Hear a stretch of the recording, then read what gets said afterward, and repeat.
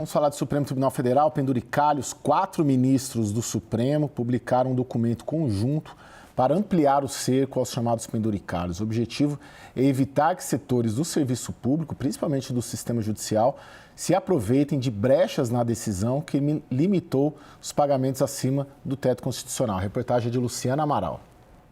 A decisão dos ministros Flávio Dino, Alexandre de Moraes, Gilmar Mendes e Cristiano Zanin, nesta sexta-feira, foi conjunta.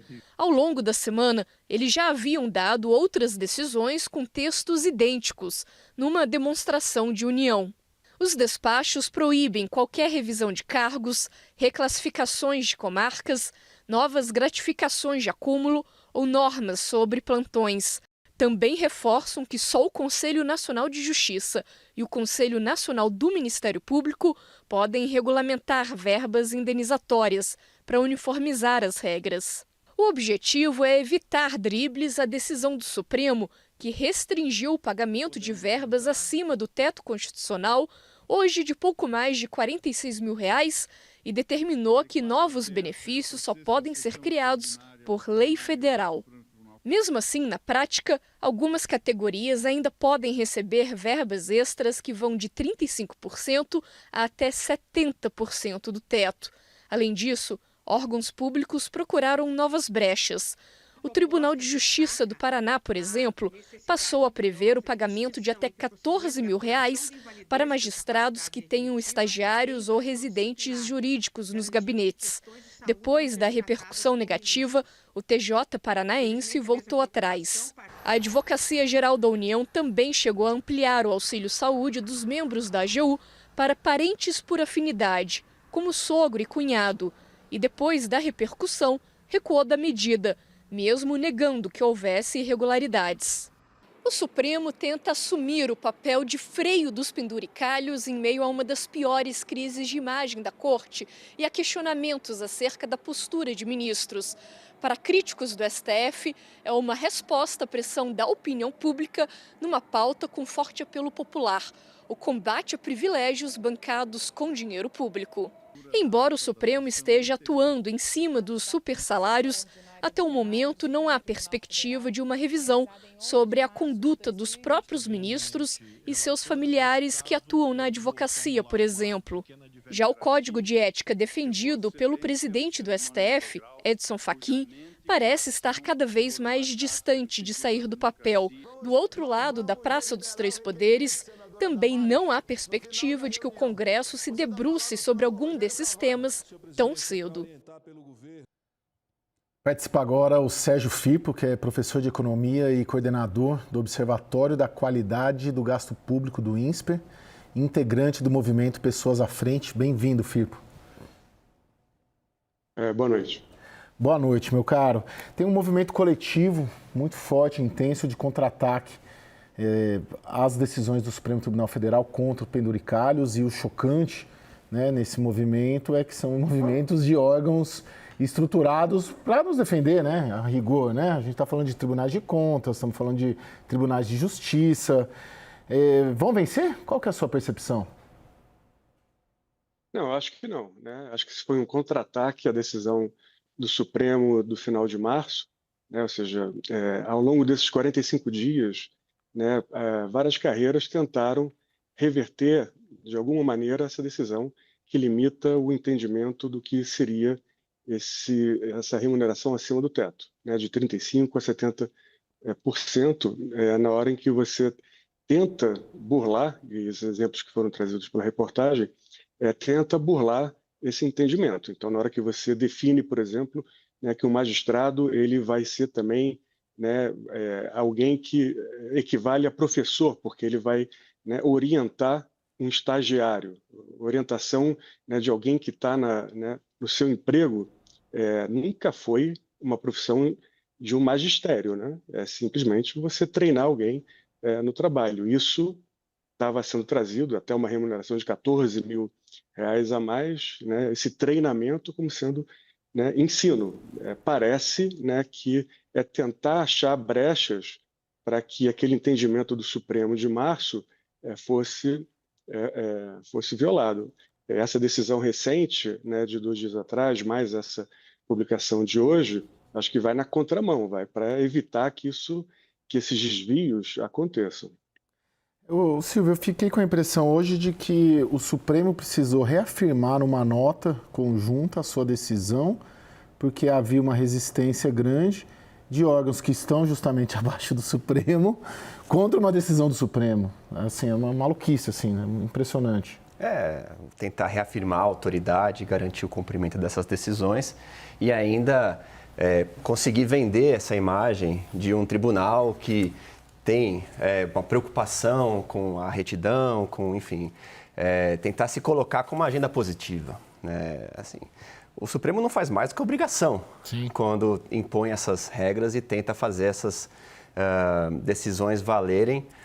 Mas é interessante que é um prenúncio, até para depois da eleição, de mais mudanças no judiciário, né? O judiciário, de uma maneira geral, vai sentindo essa pressão, essa crise de imagem e agora uma das respostas é essa de acabar com os penduricalhos e para depois da eleição algum tipo de resposta a um código de ética ou uma reforma do judiciário que o ministro Dino também já colocou em pauta, deve acontecer no mínimo para poder dar alguma vazão a essa pressão popular por uma melhoria dos tribunais. Sim, Thaís. Tem um ponto interessante dessa história, que é a gente, semana passada, tratando aqui das repercussões da rejeição ao Messias e os recados todos para o STF, nós tratamos aqui do risco do país entrar numa onda em que o Poder Legislativo passa a não obedecer, não acatar mais as decisões do STF, né? Mas já estava acontecendo, sem nenhum constrangimento ou pudor,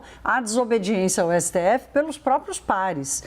Assim, não tem sinal pior dessa situação para uma... Isso não é uma crise institucional, né? Isso é uma anarquia institucional, se a gente pode dizer assim. Vamos ver o quanto que eles vão conseguir controlar depois de terem deixado tantos anos esse balão solto, né? Tem ministro que está... o Zanin e o Flávio Dino acabaram de chegar, mas o Gilmar Mendes está há quantos anos já na corte, né? E presidiu, e foi presidente do CNJ, e deixou essa coisa correr solta. Agora, posso fazer uma pergunta para o Firpo? Firpo, você participou do governo no Orçamento e Gestão com a ministra Simone Tebet, e você foi um dos líderes ali na condução do projeto de revisão do orçamento. Como tratar essa questão dos supersalários, dos puxadinhos, daquilo que fica de fora do limite da lei de responsabilidade fiscal, desses pagamentos que não pagam imposto de renda? Alô, Thaís, eu não vi a sua pergunta por inteiro. Está me ouvindo agora? Está me ouvindo agora? Sim, ouço bem. Eu estava dizendo aqui que você liderou o processo de revisão do orçamento, quando você esteve com a Simone Tebet no Ministério. E eu queria entender como tratar, do ponto de vista da gestão do gasto público, como tratar uma despesa como essa, dos supersalários, desses pagamentos que não têm imposto de renda, que não respeitam o limite da lei de responsabilidade fiscal. Essa é uma excelente pergunta, Thaís, porque isso desmoraliza qualquer tentativa de você fazer revisão do gasto público, né? À medida em que você tem uma parte, né, do funcionalismo público recebendo supersalários e conseguindo delimitar ou determinar qual que vai ser a sua própria remuneração, né? Tentando, portanto, burlar decisões do STF. Isso acontece não só no Judiciário, mas também a gente viu no exemplo trazido pela reportagem, até mesmo a AGU, ou seja, executivo também, ou parte do executivo, também, de alguma maneira, contribuindo para que esses salários eles passem do teto. Isso atrapalha enormemente qualquer tentativa de você, por exemplo, fazer correção de pagamentos de benefícios sociais, né? Como é que você consegue trazer essa pauta? Como é que você legitima uma pauta de revisão de gastos que vai envolver você cortar benefícios pagos indevidamente, mas são benefícios pagos, né, à população mais vulnerável, que pode deixar de estar ali no critério de elegibilidade, mas continua a receber, né, remunerações muito abaixo dessas remunerações pagas, né, no judiciário ou nessas demais carreiras. Se for pensar R$78 mil, né, que é esse limite, 70% acima do teto remuneratório, R$78 mil são várias vezes um salário mínimo, mais de 50 vezes um salário mínimo. Ou seja, a gente estava ali, né, tentando fazer a revisão de benefícios que pagam um salário mínimo ou menos.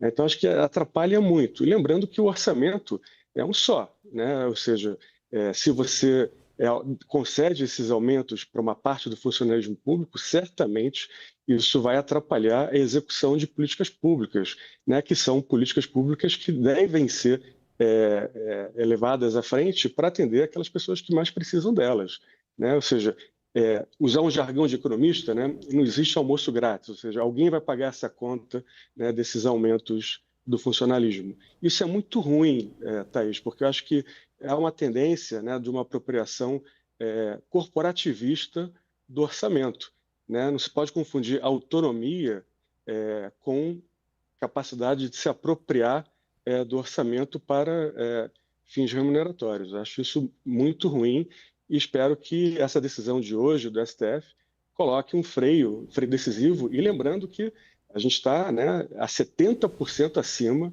né, do teto. Ou seja, é um freio, mas é um freio que, né, ainda demora para fazer parar. Então, eu acho que é uma decisão importante, mas ainda tem muito espaço para que a gente incorpore, né, ou mude essa cultura de apropriação indevida do orçamento. Não só, a gente fala muito de emendas parlamentares como sendo uma apropriação ou um sequestro do orçamento legislativo, mas se esquece dessa outra parte que também é um sequestro, né, do orçamento pelas carreiras. Agora, eu vou querer ouvir de você, Sérgio, mas antes eu vou jogar para o Silvio a mesma pergunta. Qual a saída? Eu tenho uma impressão, como repórter político, que a saída seria um pacto dos poderes, dos três, que não se avizinha, pelo menos no curto e médio prazo. Os três poderes mal conversam, ou quando conversam é para responder os ataques um do outro. Qual que seria uma saída? Eu acho que a pressão constante, a transparência, a exposição dos absurdos que acontecem, eu acho que nos ajuda a encontrar saídas, né? Agora a gente está perto de uma eleição, vai renovar a maior parte do Congresso, vai ter eleição para os executivos também e, como eu falei, vai estar em pauta em 2027 medidas de reforma do Judiciário, que podem ser por dentro do Judiciário, que é como a proposta do presidente Fachin, ou pelo Legislativo, que é a proposta do ministro Dino. O que ele coloca na mesa, os 15 pontos, envolvem a participação no Congresso e poderiam ter ali uma oportunidade para mais mudanças. Agora, as mudanças só serão positivas se isso for acompanhado de muita exposição, muito debate, muita transparência. Sim. Tem alguma possibilidade de acordo? Esse trabalho que o Sérgio Firpo liderou no Congresso é uma ideia de muitos anos no Brasil, que é fazer essa revisão do orçamento, que é para tomar a decisão mais básica que pode existir, que vamos racionalizar a alocação do recurso e dizer assim, isso aqui não está funcionando bem, paro de fazer. Isso aqui não faz o menor sentido porque está burlando várias leis, nós temos que mudar. Então, precisa ter espírito público, precisa ter capital político, precisa ter espírito institucional de você fazer uma união desse pacto que você tá falando, mas infelizmente, Caio, eu acompanho esse debate há 25 anos, e eu nunca vi avançar. O que avançou foi a passagem do limite.